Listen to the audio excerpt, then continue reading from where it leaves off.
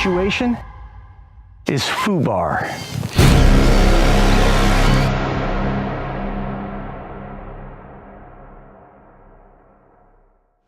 Thank you for joining me for another Movie Lingo discussion. I'm Eddie Lingo. It's good to be back with another independent film. Always look forward to reviewing those. This particular indie film is a comedy that is titled Breaking Barbi, starring Vera VanGuard, who also produced the film along with the help of Storm God Studios.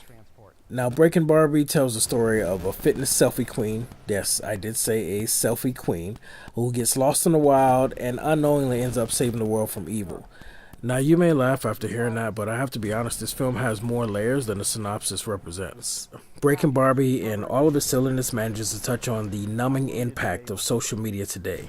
And it manages to do so without being preachy. I mean, this movie is definitely set out to be full-on funny comedy. They don't take themselves too seriously. I mean, when I say does not take itself seriously, I mean you get all kinds of craziness in this movie. You get aliens, pterodactyls, killer clowns, sexy FBI agents, and then some. I mean, the extremes that this film goes to is really to drive the point home. People up today are oblivious to what's going on around them because they are locked into their phones from sunup to sundown, and that is an absolute truth.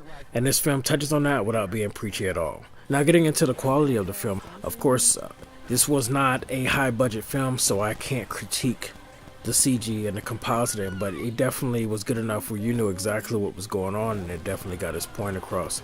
So I'm not knocking them there.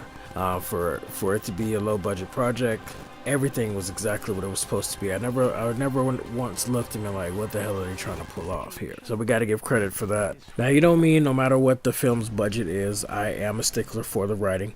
And I felt like there was one moment in particular that I don't want to spoil, but I do feel like there was one moment in particular where the writing really wasn't as sharp. You know, there was a weakness that was exposed, and then later on they forgot about that weakness and an action that was taken, and I could not let it go of being the writer that I am. But that by no means does that make this movie bad or mean that you shouldn't watch it. That's just me as a writer. I cannot overlook things of that nature.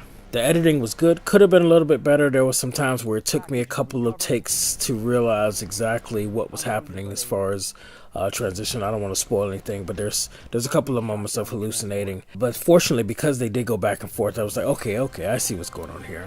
But then, that's just me nitpicking. I mean, to be honest, this film, like I said, was not meant to be taken too seriously, and everything that they did was pretty funny to me, because I believe that there are people in this world, just like Barbie, who are part of the FOMO generation, the fear of missing out. They fear missing out, and they fear staying involved, and because of that, they're blinded by what's important or what's actually going on in the world. And like I said, this film does a great job of conveying that while being silly.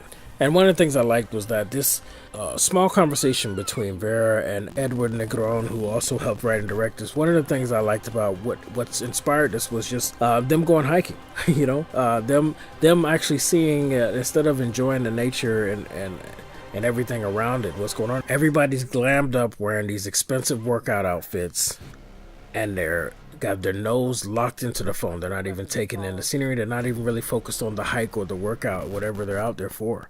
It's just into their phones, oblivious to everything that's going on. And from that observation, blew up this whole idea to get a feature film.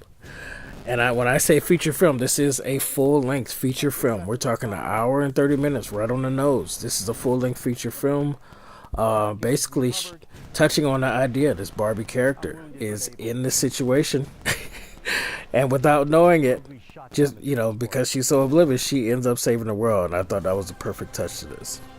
So if you can't tell from the way I'm speaking about this film, I did like this film. I did enjoy it. And I think that everybody should give it a shot.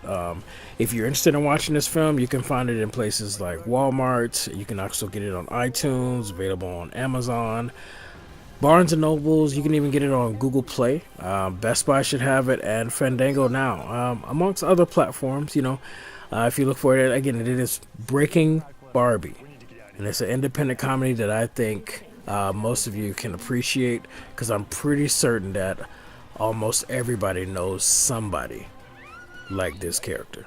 So in rating this film, I am going to rate it against my indie scale, and I would have to give this film a 7 out of 10. Again, this is the indie film Breaking Barbi that can be found on almost every platform, and I hope you guys give it a shot. Thank you for joining me for another Indie Movie Lingo discussion. I'm Eddie Lingo, and I'll see you on the next one.